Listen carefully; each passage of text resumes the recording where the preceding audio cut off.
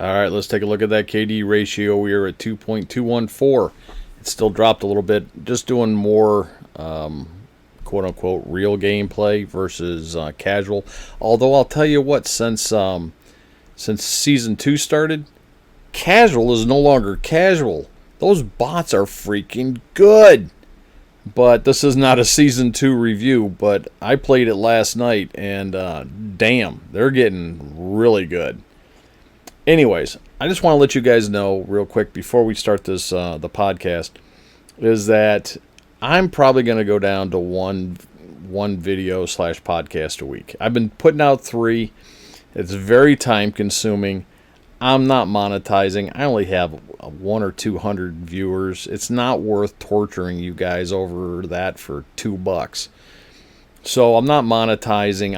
I just don't have the viewership to support me putting out 3 videos a week. So I'm going to cut it back to 1.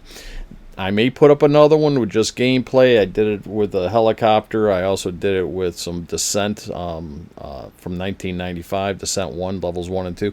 I may drop some gameplay in from now and then, but these time-consuming videos where it takes me 2-3 hours or better to record and splice and put together, I'm just not going to do it. I'm not going to do it 2-3 times a week. I'll do it once.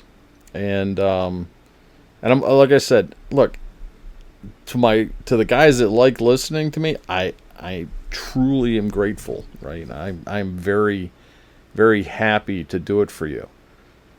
But it is very time consuming, and for a couple hundred views and no money, yeah, I have other things to do. So with that said, continue to listen. And I will continue to read the comments and thank you. Right? I'm not quitting. I'm just scaling back. And with that said, here's the podcast on 4 types of men. And yes, I know there are people out there that would argue that there's no such thing as alphas, betas, and gammas or omegas. Fine, right? I'm 59 years old. I've been living on this planet, it feels like forever. And these are my personal observations. You may not agree with it, but I hope I've given some examples that while you're watching this, you can go, you know what? I know a guy like that. And maybe it'll, help you in life. Because if you can understand why the other person's acting like they are, maybe you can, use this information to your advantage. Anyways, here we go. The podcast on the 4 types of men. You're listening to the Raging SeaBears podcast. Let's have a chat about the 4 different types of men there are in the world. And this is through almost 60 years of observation, and this is the opinion of the SeaBear. In the animal kingdom, there are 3 types of roles that are assumed in the animal kingdom. And I'm talking like pack animals, right? Dogs, wolves, herd animals, cows, horses, any animal that isn't a loner falls into these roles. There are the alphas, the betas, and the omegas. And I personally categorize people differently, slightly. I go alpha, beta, gamma, delta, because if we remember Greek alphabet, there's no C, it's a G as in gamma. And people would argue that humans are not, part of the animal kingdom, that we don't follow this same hierarchical structure. And I disagree. We are part of the animal kingdom. If you look at our cellular structure, we have cellular membranes, not cellular walls. We are part of the animal kingdom, and we still have those natural instincts, those natural gifts, those natural abilities. And after listening to this video, if you take my definitions and put them to mind when you see people, when you watch movies, when you watch TV shows, see if you can't put someone into those categories, and you can almost always do it. So let's get started. So by definition, an alpha is confident and an assertive leader who maintains order without constant aggression. They are not necessarily aggressive, but exude calm dominance. One of the most alpha men that I have ever seen in my lifetime would probably be Clint Eastwood. Go watch High Plains Drifter. That man was a supreme alpha. And another one would be Donald Trump. Whether you agree or not, the man is a natural leader. And alphas they're men's men. They're rugged. They're assertive. They exude confidence. Lieutenant.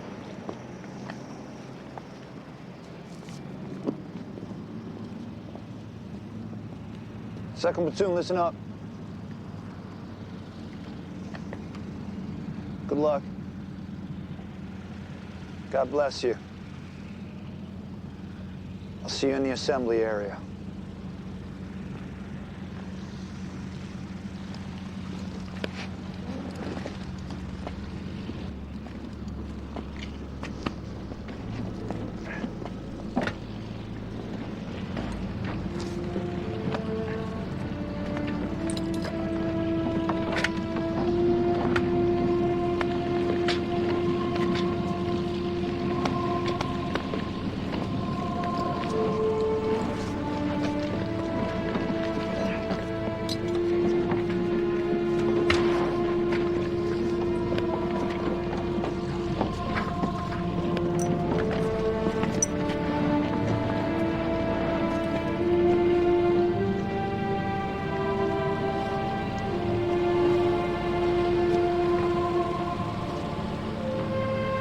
Did you see what he did there? Now, that was a scene from Band of Brothers. I'm going to go into more details in a couple of minutes about Band of Brothers. I just thought this was a good segment when I was splicing the video together to put that in.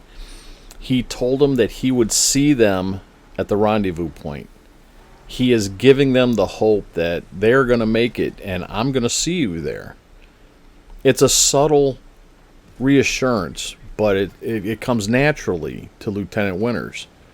And to help each man up, look him dead in the eye, and shake his hand. That is a great leader. Anyway, getting back to the characteristics of an alpha. As strange as it sounds, they don't cry. Or very rarely do they ever.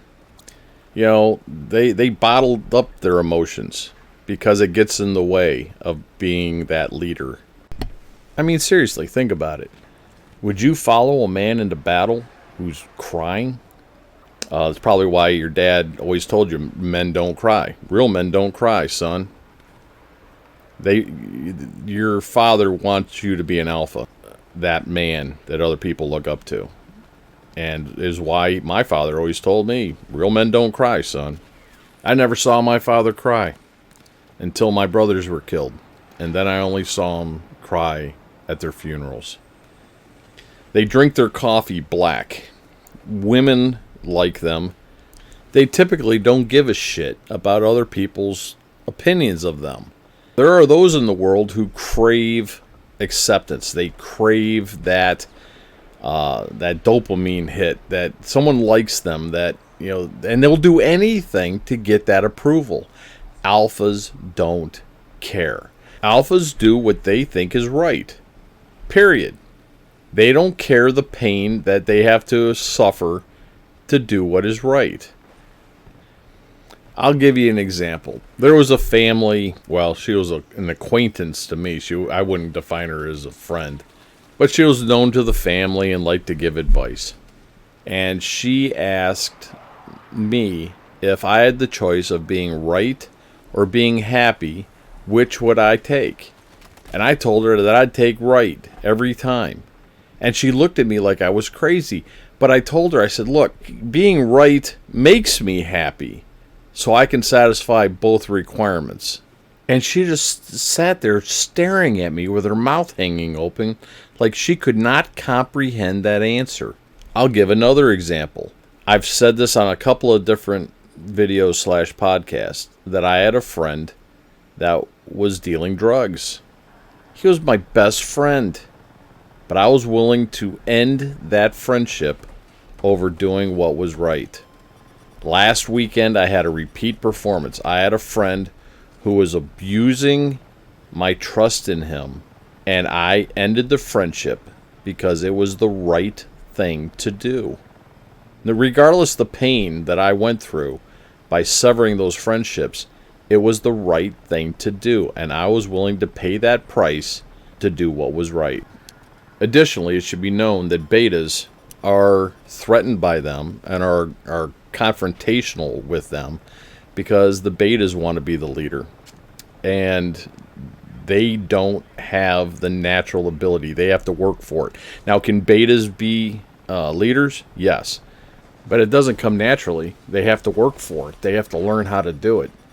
When the shit hits the fan, if there's an alpha standing next to a beta, I'll tell you right now where the people are going to go. They're going to go to the alpha because he will exude that confidence that people need to see when the shit hits the fan, to make them feel like they have a chance, like there's hope. Just like we saw in that clip from Band of Brothers, Lieutenant Winters gave them hope. All right, now let's move on to the betas. By definition, betas are second in command, and they're often challenging to the alpha. They test the boundaries, which can lead to behavioral issues if not managed. From personal observation, betas like to challenge alphas, or they try to prove themselves as good as or better than a true leader. Whether that is through an inferiority complex where they will always be trying to play a one-upmanship with the alpha. Hey, I can do it, or I'm just as smart as you are. I know a guy.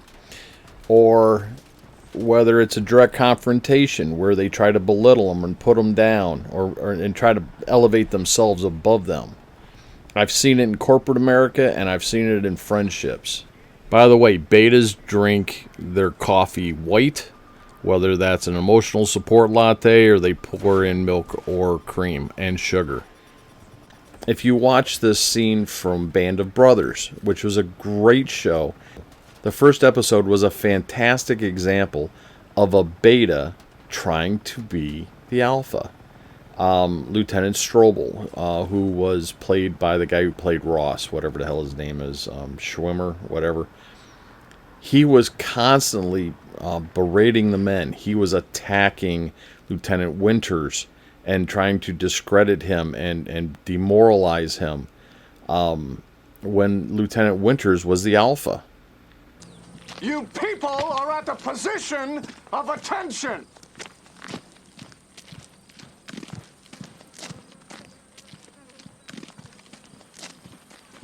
Private Picante, have you been blousing your trousers over your boots like a paratrooper? No, sir. That explained the creases at the bottom.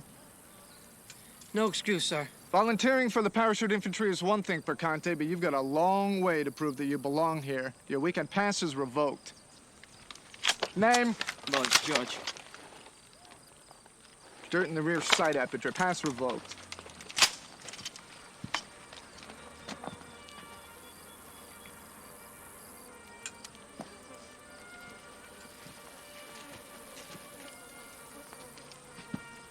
When did you sew on these chevrons, Sergeant Lipton? Yesterday, sir. Long enough to notice this. Revoked. Sir. Name? Malarkey, Donald G. Malarkey. Malarkey's slang for bullshit, isn't it? Yes, sir. Rust on the butt plate hinge spring, Private bullshit. Revoked. Name? Please God, Joseph D. Sharp. Rusty bayonet, Liebgott. You want to kill Germans? Yes, sir. Not with this. I wouldn't take this rusty piece of shit to war, and I will not take you to war in your condition. Now, thanks to these men and their infractions, every man in the company who had a weekend pass has lost it. Change into your PT gear. We're running Currahee. That was the scene of him trying to elevate himself above the men, trying to bully them into accepting him as a leader. And here's a scene where he tears into Lieutenant Winters. Punishment for your offenses will be denial of a 48-hour pass for 60 days. Stand before me at attention. Or you may initiate a letter of appeal and request a trial by court-martial.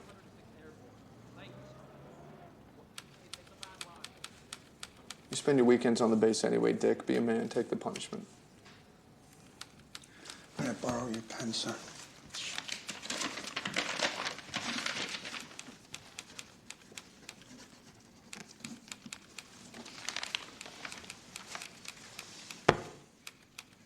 My endorsement, sir. I request trial by court-martial.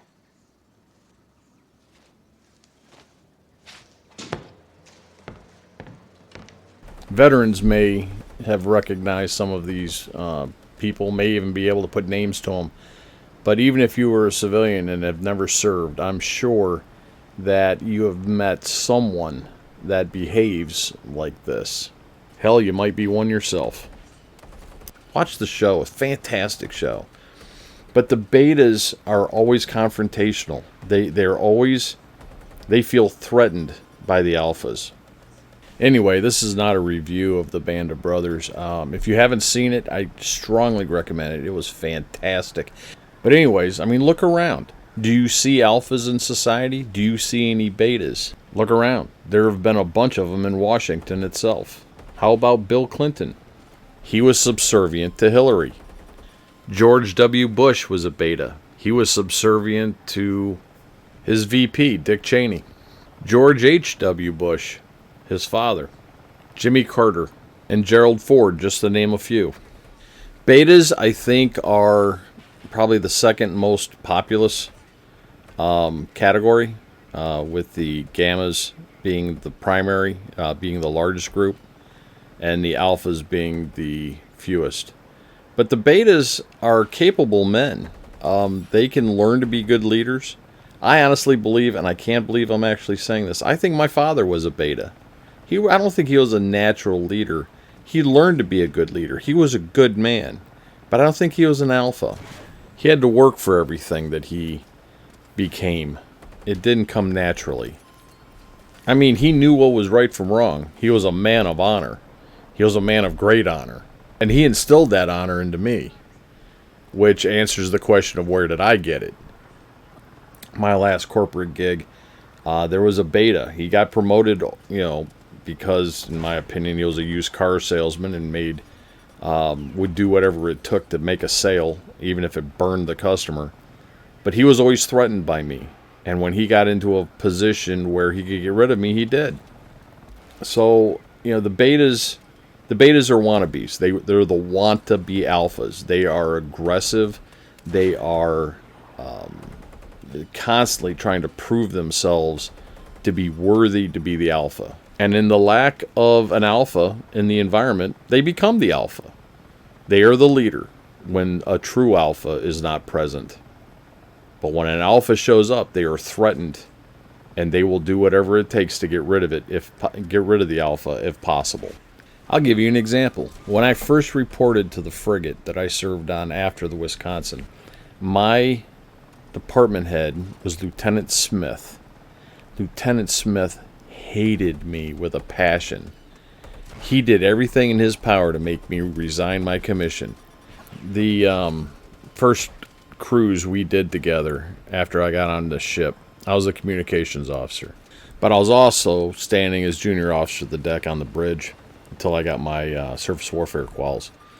But I had just gotten off the watch, and we had been chasing a drug boat heading toward Puerto Rico. And I'd been relieved, and I went down to the rack, tried to get a few hours sleep, and he called me to the bridge. And when I got up to the bridge, he told me to have Cutix patched into the bridge wings. And the captain was standing there. And I said, "Sir, Cutix is secure teletype." And he said, and he berated me. He chewed me out in front of the captain, telling me that I was not to instruct him, that he knew what Cutix was, and he was giving me a direct order that I was to patch Cutix through to the bridge wings.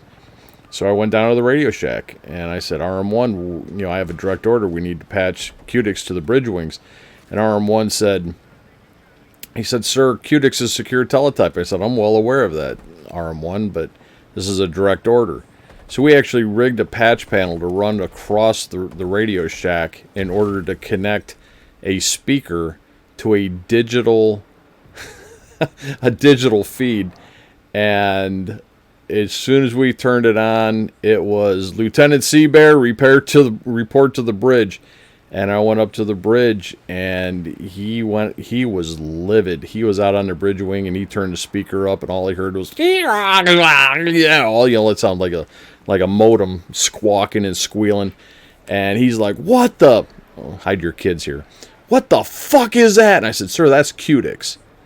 He said, that is not what I want. I said, that is what you gave me a direct order to do.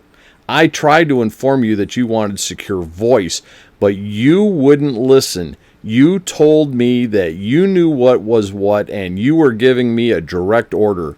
And I did as I was instructed, sir. And the captain was standing right there. After that, he proceeded to make my life as miserable as humanly possible aboard the ship. He even tried to give me a bad fit rep, and the commanding officer ordered him to write me a stellar fit rep, because it was not my fault that he refused to listen. That was a prime example of a beta being threatened by an alpha and refused to listen to reason and listen to fact because he knew it all. Yeah, that was an experience. Thank God Lieutenant Smith wasn't long to be on that ship and left a few months later. Anyways, moving on. The second lowest category are the gammas. That's my definition of gamma. If you do any animal research, they would call them the omegas. I call them the gammas. They're still, in my opinion, somewhat lower than the gammas, which is why I don't make the gammas the omegas. They are the second lowest ranking, and they are submissive members who avoid conflict and often defer to others, and are sometimes targeted by other higher ranking individuals. These are the kids, these are the guys that are the wimps, the losers, the wannabes, the I will do anything necessary to make you like me people. These are the ones who, in my opinion, are the ones on the picket lines protesting in the streets today, alongside the crazy women. But they are the bootlickers. They are the ones who will do anything to make an alpha or beta like them. They will do anything to be included into the group. Now, I don't know if you guys ever read or Harry Potter, or ever saw the movies if you have kids, but in the third book, The Prisoner of Azkaban, Peter Pettigrew, Wormtail, is a prime example of a gamma. He was the bootlicker. He was the camp follower. He's the one that was constantly following Sirius Black and James Potter into wanting to be part of the group. Right? These are the guys who want to be part of the group and will do anything to be a part of the group. They will fetch the coffee, and they'll be the butt of the jokes, and they'll do whatever it takes to get attention for themselves or to be accepted by the group. If you're an Omega, that's not a bad thing necessarily. It just means that you're a follower. And, not everybody can be a leader. We're not all born to be leaders. If you don't have any followers, you can't have any leaders, right? Because then everybody's a leader. So leaders need followers. But if you are a gamma, try not to be a wimpy gamma. Try to nut up and at least act like a man. I think a great example of a gamma in my personal bubble of influence, if you will. My wife had, I think this is pretty much over, had a friend who, she is an alpha female, and she married a gamma. And this guy kisses her ass 6 ways to Sunday. Constantly. She can do no wrong in his eyes. And for Halloween, she dressed up as Batman, and he dressed up as Robin. I looked my wife dead in the eye and said, there isn't a chance in hell I would ever be Robin to your Batman. I'd be Superman. I'd be Green Lantern. There's no way I would be your sidekick. But he was totally happy with being the sidekick to his wife. That is a gamma. And let's face it, we all know him. We all know someone like that. And it is SeaBear's opinion that all of these skinny jean wearing, soy emotional support, latte drinking, basement dwelling, Twinkie sucking, tree hugging frog lickers that are running around protesting common sense in favor of insanity are gammas. They are looking for approval from anywhere they can get it. And I guess social media is giving them a spine that they think that there's strength in numbers, and that since there are more gammas in the world than there are alphas and betas, that if they get together and push insanity, that at some point that maybe they can become the alphas instead of the laughing stock that they truly are. And the final category that SeaBear has is the deltas, right? We've gone over alphas, the betas, and the gammas. The deltas. The deltas are those who need Thorazine. These are the ones who are wearing dresses. These are the ones running around thinking that it's okay for them to be molesting farm animals. They're the ones who are out there thinking that it is okay to pretend to be a chick and walking into a lady's dressing room because, well, I'm a woman. No, you're not. You are a freak. You are a delta. You need chemical treatment. Those are the deltas. And thank God they are the minority. Less than 1% of the population. The general population, which includes both sides. So less than 0.5% of the male population are the deltas. And these people need to be helped. They are truly lost. So, we've covered them all. This is SeaBear's interpretation of the 4 different types of men in the world. Take it or leave it. You know, give a thumbs up or a thumbs down. I'm sure this will be controversial. But with all that said, this is SeaBear, out.